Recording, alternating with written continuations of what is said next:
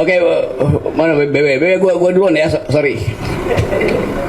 Oke, ujung dari pembicaraan Uceng itu ada kewarasan minimal yang bisa kita temukan di belakang agenda Mahkamah Konstitusi. Kita sebut agenda aja tuh. Jadi kita mengerti sekarang bahwa mungkin ini Anies melenggang, Kaisang tumbang. Oke. Rakyat menang, raja tumbang. Mesti begitu sebetulnya. Kan pada akhirnya itu yang kita inginkan. Tapi oke, saya nggak menjadi provokator dulu belakangan, Pak. Kita mau terangkan dulu epistemologi dari keputusan itu sebagai dosen tuh. Ini ada Denny nih. Kira-kira semester lalu di sebuah rumah kecil yang berhalaman besar di Melbourne, saya ucapkan kalimat bahwa Anies akan dihalangi dan dia tidak mungkin bisa lolos tuh. Bisa diomelin itu. Kenapa lo? Kan lo nggak pro Anies? Oh, Anies temen gue. Tetapi dari awal saya deteksi bahwa kalau Anies diloloskan itu artinya seluruh proyek Jokowi akan gagal, akan batal. Karena Anies memperlihatkan watak untuk menentang Jokowi itu. Itu dasarnya. Kenapa saya ucapkan itu? Dan ternyata itu berlangsung terus. Dia akan dihalangi.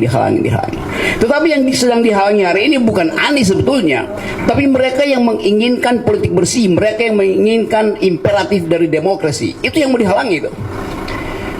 Jadi sebetulnya apa istilah hukumnya, rasio desidendinya, di belakang rasio desidendi ada rasio lain yang namanya causa cognoscendi itu. Jadi MK memutuskan itu atas dasar pertimbangan hukum yang kuat, tetapi dengan didorong oleh satu kausa, satu penyebab, yaitu kemampuan kognitifnya itu disebut causa cognoscendi. Jadi kelihatannya betul yang diuraikan Uceng, akal sehatnya mulai pulih. Causa cognoscendi akhirnya menemukan momentum. Kan tidak mungkin MK itu setiap hari diledek di tempatnya Denny, di semua fakultas hukum di dunia itu MK itu diledek habis kan. Mereka mungkin memonitor bahwa nilai jual mereka sebagai mahkamah konstitusi berubah menjadi mahkamah konstipasi itu. Iya, pencernaannya gagal. Apa bahasa Indonesia konstipasi? Sembelit, mules, nggak bisa beol itu. Itu yang terjadi kan. Kenapa? Ya karena dia nggak punya pencernaan, dia nggak punya lambung untuk mengolah makanan. Isinya usus semua tuh, dari mulut sampai anus tuh usus tuh. Kelihatannya kognoscensinya begitu, sehingga mahkamah kemudian mulai berpikir bahwa tidak mungkin dia meninggalkan jejak buruk pada bangsa ini dengan menghasilkan keputusan yang setiap hari adalah memuji Raja Jawa. Kan itu dasarnya tuh. Jadi betul tiba kita pada satu momentum yang disediakan oleh sejarah, bukan disediakan oleh diskurs selama ini.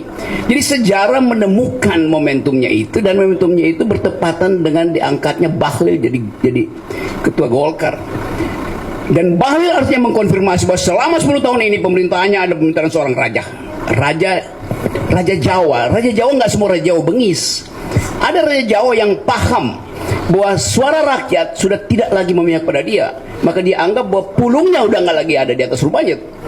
Soeharto Raja Jawa yang tahu diri, dia tahu oke, pulungnya udah hilang, saya mundur itu. Apakah semua Raja Jawa itu bengis seperti Jokowi? Dalam versi Bahlil ya, yang bilang Raja Jawa bengis kan Bahlil.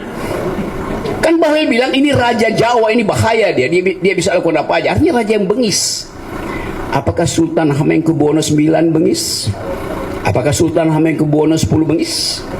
Ini Bahlil nggak ngerti tentang etik kerajaan Jawa.